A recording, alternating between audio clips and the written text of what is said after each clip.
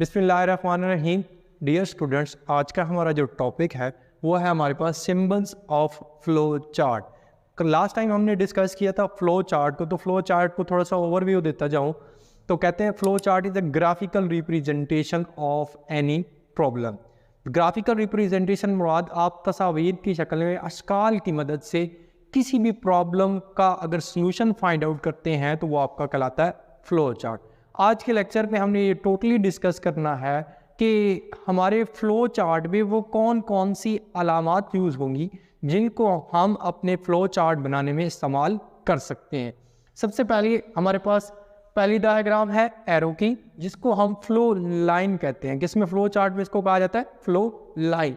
दूसरी जो डायग्राम है ये रिप्रेजेंट कराती है हमारे टर्मिनल्स को, जो कि ये बताएगी कि हमारा फ्लो चार्ट स्टार्ट कहाँ से होगा और फ्लो चार्ट का एंड पॉइंट क्या होगा।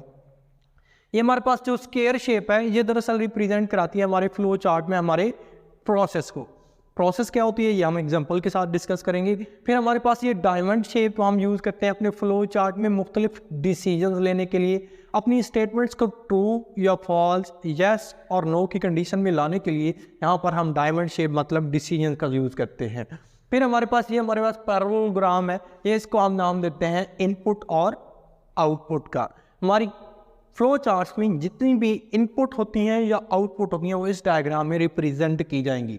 और लास्ट पे ये जो है हमारे पास सर्कल है, इसको हम यूज़ करते हैं कनेक्टर के तौर पर। लेट्स सपोज हमारा फ्लो चार्ट अगर एक पेज से एक्सटेंड हो गया और दूसरे पेज तक चला गया है, या हमारे फ्लो चार्ट के 2 पार्ट्स हैं 3 पार्ट्स हैं, मुख्तलिफ पार्ट्स की शक्ल में हमारा फ्लो चार्ट बनाया गया है, तो उन पार्ट्स को या एक पेज को दूसरे पेज के साथ कनेक्ट कराने के लिए हम यूज़ करते हैं किस चीज़ का, कनेक्टर का। A flow line determine the flow of steps in the flow chart. ये हमें फ्लो बताएगी कि किस फ्लो में हमारा फ्लो चार्ट मूव ऑन कर रहा है। Terminal it indicates the start and end of flow chart. ये हमें ये वाज़ेह करेंगे कि हमारे फ्लो चार्ट का स्टार्ट क्या है और एंड क्या है। Process it represent the operations of change value, कि हमारे पास जो हमने इनपुट दी उसको आउटपुट बनाने के लिए जो फार्मूलाज हमने लगाए वो हमारे यहाँ पर प्रोसेस में यूज होंगे। Decision it show conditional operation yes और नो के लिए। आगे हमारे पास input it indicate the input from the user and display the result for the user.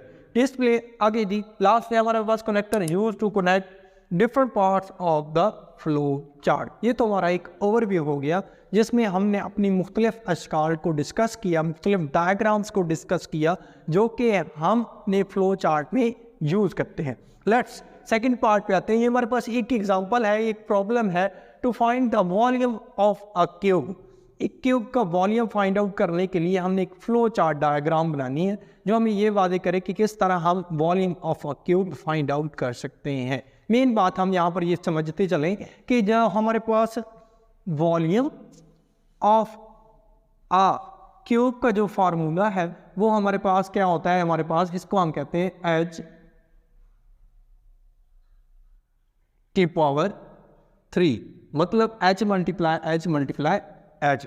तो हमारे पास एक चीज़ वाजे हो गई कि इस फ्लो चार्ट में हम जो यूज़र से इनपुट लेंगे वो हम क्या करेंगे, उससे एक एज की वैल्यू आएगी जो कि यूज़र इनपुट करेगा, जो हम अपने फार्मूले में यूज़ करेंगे। अपने फ्लो चार्ट को स्टार्ट करते हैं। सबसे पहले स्टार्ट, जिसको हमने नाम दिया था फ्लो चार्ट में डायग्राम में टर्मिनल्स का स्टार्ट।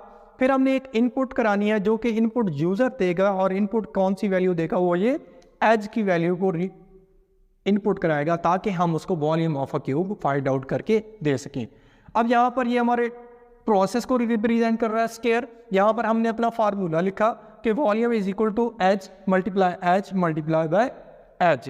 ये हमारे पास दरअसल एक प्रोसेस है जो कि हमारी इनपुट को आउटपुट तक ले जाने का जरिया।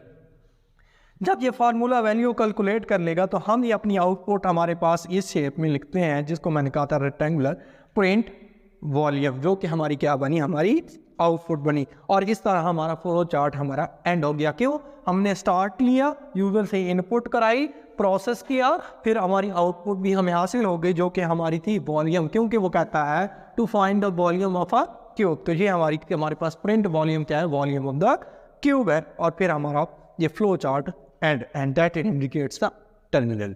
ये था हमारा आज का छोटा सा ओवरव्यू, जिसमें हमने ये सीखा कि फ्लो चार्ट बनाए कैसे जाते हैं और कौन सी सिंबल्स हम अपने फ्लो चार्ट में यूज़ करते हैं फ्लो चार्ट को डायग्राम की शक्ल में रिप्रेजेंट कराने के लिए।